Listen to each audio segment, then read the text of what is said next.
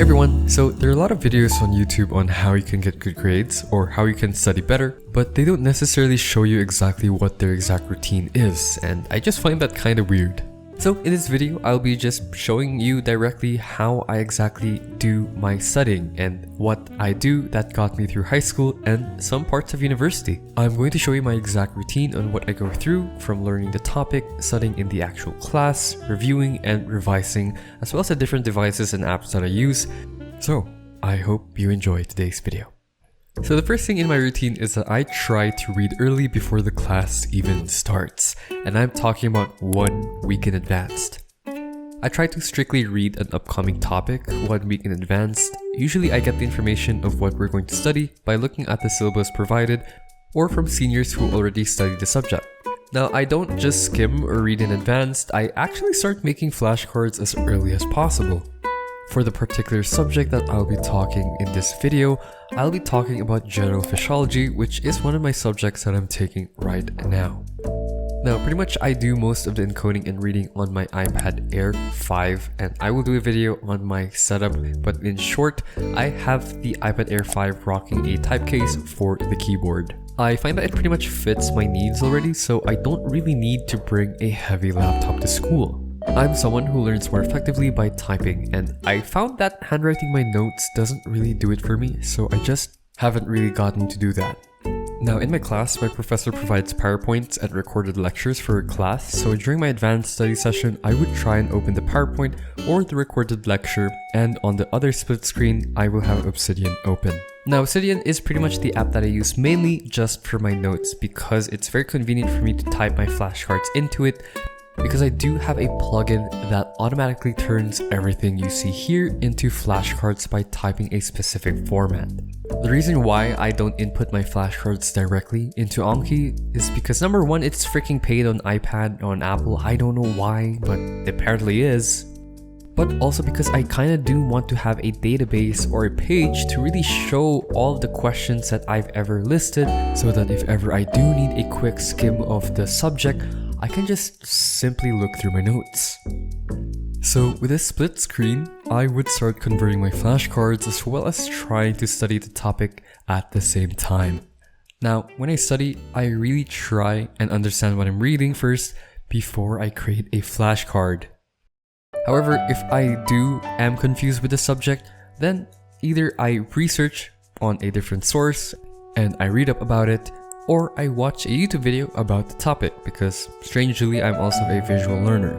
Now typically, since it's just general physiology, which is a subject which mostly consists of memorization, I don't usually run into this problem. Although there was one time where I was confused with the process of how acetylcholinesterase disappears during muscle contraction, and I was really confused with that, so I just ended up searching online for a different source to understand.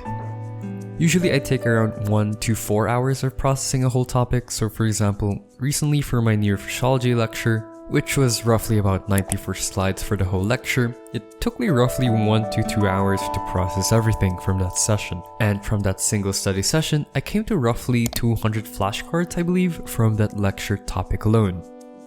So, once I'm done encoding everything on my iPad and having a general good understanding of the topic, I then log off to my iPad and switch to my next device. Alright, moving on to step 2 of my study process. After logging off my iPad later during the evening, I then hop into my computer later in order for me to convert everything into flashcards. The flashcard app that I mainly use is Anki.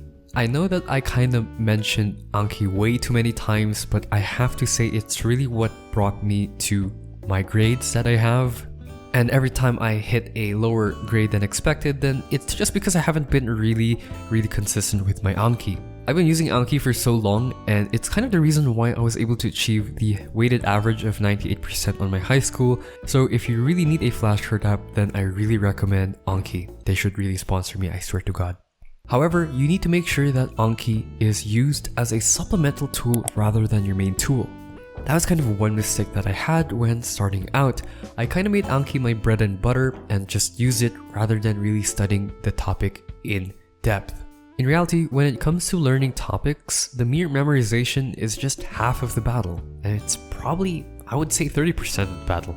Trust me, when you fully understand a topic, I know this is basic sense, but you will definitely have a much easier time memorizing. So I recommend spending more time on the understanding, and then you will have an easier time with the testing. Now, the plugin I have in my Obsidian makes it so that when I click this button, it converts everything into flashcards, and while doing that, I try to recall the topic that I've been learning and I skim through the entire topic on my Obsidian. Now you can kind of see why I like putting all of my flashcard data into Obsidian. After a quick skim, I then head to my Notion University page, and then I make sure to update the revision status on my specific subject. I coded my Notion page so that I have a database of all my subjects, and each subject has a revision tracker so that it tells me how many days it's been since I revised the subject. Now, if you guys want that template, you can head down to my new website, kindnotebook.com.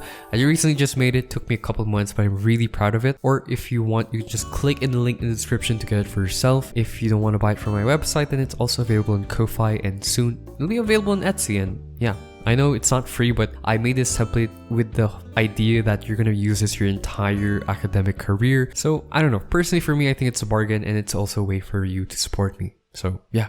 Go check it out if you want. Finally, after updating my Notion, the last step is to revise. After the flashcards have been made, I then start reviewing the hell out of it. And if you guys aren't familiar with the Anki system, basically you're presented flashcards based on the specific schedule that Anki decided for us based on our understanding of the topic. For example, if I remember the fact quite well, then I click good, and this will show up in a moderate time frame again. If I remember the fact instantly, then I click easy, meaning that it will show me in a further time frame. If I have a hard time remembering the fact but I do end up eventually getting there, then I will click hard, meaning that it was a little bit hard for me to conjure the fact from my head, meaning that it will show up in a shorter time again. And finally, the last button is when I genuinely don't know the fact, so it will just end up reburning the card for me on the deck, and I try to get it right next time. With that being in mind, I always try to finish all my cards before I sleep, and that's how I know I'm done for the day. But another way that I know I'm done for the day is today's sponsor, AkiFlow. If you guys don't know, AkiFlow is an all-in-one calendar to-do list app that can integrate a lot of apps into one. So if you guys know me, I use Google Calendar, I use Notion, Notion Calendar, even TickTick sometimes, Google Tasks, and with AkiFlow it's easily connectable, so you can just integrate them all into one, so you don't have to switch from app to app. One reason why I really like this personally is because it's an actual good to-do list tracker. It has pretty much everything I can ask for. It has a to-do list integrated on the side. I can schedule my tasks based on days, weeks, or months. I can label each task into certain projects or tags, and I can give them certain hierarchies, just like the Eisenhower matrix productivity principle. I can just simply drag the tasks into the calendar. Just think of it like a premium to-do list system for you to organize your tasks. As you can see, I have multiple projects here. Yes, I know this might be a bit of a spoiler for my future projects, but I do have them here nonetheless, and I can make tasks according to the different projects that I have. Another thing that I love about this app is the ritual feature. So one thing that is a problem with me is that I feel restless all the time. I don't feel relaxed at all until I know my tasks are done. And with AkiFlow, you can do that with the ritual. So essentially, when I log off for the day, I can open the ritual and I can see what I've done for the day, if there's any tasks to do left, or if I can postpone any task for the next day. It's a really good shutdown ritual that I use for my routine. And once I'm done, I'm set for the day. I'm pretty much free and I just head off. And they're always updating this app. For example, I just realized that one of the updates added a timer where you could have a timer used for your task built into the app. So I don't have to go to an external application to use a Pomodoro timer or whatever. I can just set AkiFlow open, turn on the timer, and work on my tasks. They're always updating this app. Like, I'm surprised personally as well. Like, wow, they're really adding more features, especially with Aki, which is going to be their new AI assistant.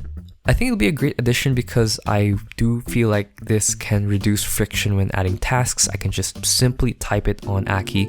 I don't know yet, it's still going to be rolled out. But yeah, if you guys want to check out Akiflow, go in the link in the description to check it out. If you sign up with the link in the description, then it will help the channel out as well. Again, thank you Akiflow for sponsoring this video and, you know, sponsoring my life. But yeah, back to the video. So this is kind of a normal routine for me to finish all of my flashcards before sleep. And the good thing about Anki is the fact that every card I put into the database will review me indefinitely throughout my career, unless I keep using Anki, meaning that I will always be up to date with everything I put into Anki. And the good thing about Anki is that it takes advantage of spaced repetition, meaning that the more I review a card, the less frequent it will show up in my review sessions. At the same time, I will be retaining it more effectively in my head.